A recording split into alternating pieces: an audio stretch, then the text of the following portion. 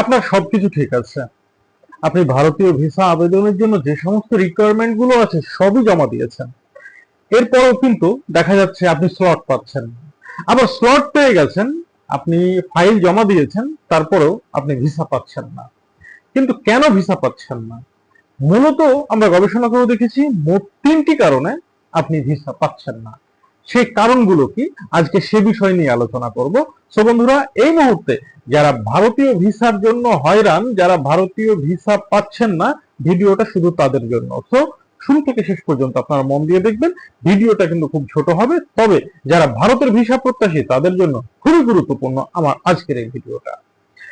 তো বন্ধুরা, প্রথম কথা হচ্ছে, এই মুহূর্তে যারা আমরা ভারতের ভিসার জন্য আবেদন করছি, অনেকেরই কপালটা পুড়তেছে, আমরা স্লট পেয়ে গিয়েও ভিসা পাচ্ছি না। এক নাম্বার কারণটা কি? এই মুহূর্তে যারা স্লট নিচ্ছে, ম্যাক্সিমাম বা 99%, একটু প্লাস মাইনাস হবে, এরা সবাই মেডিকেল ভিসার জন্য মূলত স্লট নিচ্ছে। আর এই মুহূর্তে ভারত আমাদেরকে দিচ্ছে যেটা, সেটা হচ্ছে মেডিকেল ভিসার স্লট। এই স্লট পাওয়ার পরে আমরা কাগজপত্র জমা দিচ্ছি, কিন্তু আমাদের আশানুরূপ ফল আসতেছে না, আমাদের মানে ভিসা আবেদন বাতিল হয়ে যাচ্ছে। এর কারণটা কি?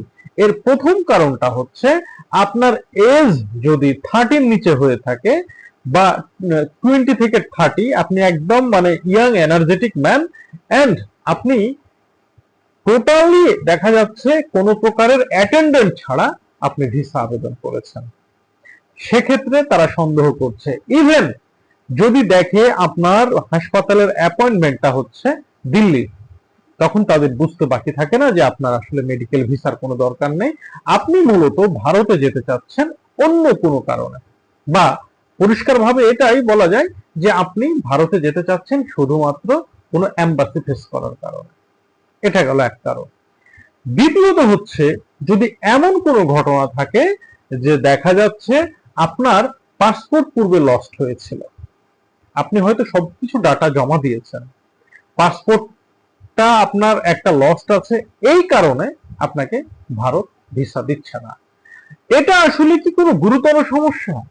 আসলে এটা কোনো গুরুতর সমস্যা নয়, কিন্তু মানে এই জায়গাতে ব্যাখ্যা হচ্ছে এটাই, ভারতীয় এম্বাসি এটাকে ভালো দৃষ্টিতে দেখছে না, এটাকে কেয়ারলেস হিসেবে তারা দেখছে, বা তারা ভাবতেছে বা মনে করছে নিশ্চিত কোনো ঘাপলা আছে। এমনও হতে পারে যে হয়তোবা আপনি পাসপোর্ট আপনার কাছে আছে, কিন্তু আপনি হারিয়ে যাওয়ার কথা বলছেন, এই কারণে হয়তোবা কোনো দেশে তাতে কোনো ব্লক সিল আছে বা কোনো একটা প্রবলেম আছে, এইরকম কোনো একটা চিন্তা ভাবনার জেরে দেখা যাচ্ছে লস্ট পাসপোর্ট যারা, তাদেরকে ভিসা দেওয়া হচ্ছে না।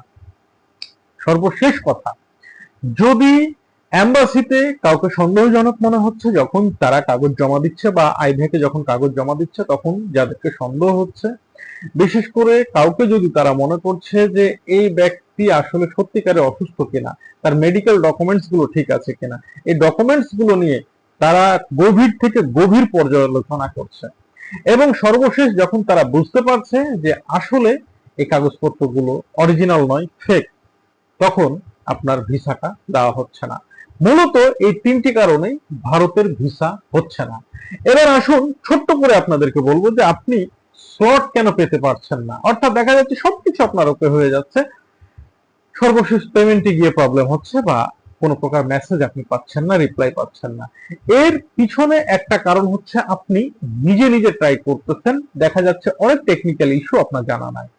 দ্বিতীয়ত হচ্ছে, একই সিম অল্প সময়ের ব্যবধানে একাধিকবার ব্যবহার করেছেন, অর্থাৎ সেই সিমটাকে আপনি আপনার মূল ইনফরমেশন ডাটা হিসেবে জমা দিয়েছেন, সেক্ষেত্রে ইন্ডিয়ান ভিসার যে সার্ভার, সেই সার্ভার আপনার এই ডাটাটা রিসিভ করছে না, বা এটাকে ইনঅথেন্টিক মনে করছে।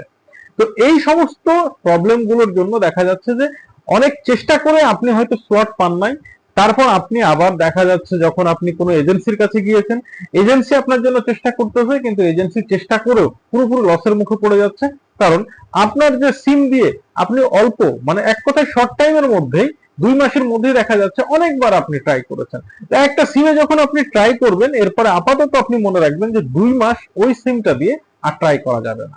তো বন্ধুরা, ভিডিওটা খুব শর্ট ছিল, আশা করি আপনাদেরকে বোঝাতে পেরেছি। সকলকে ধন্যবাদ। আসসালামু আলাইকুম ওয়া রাহমাতুল্লাহ।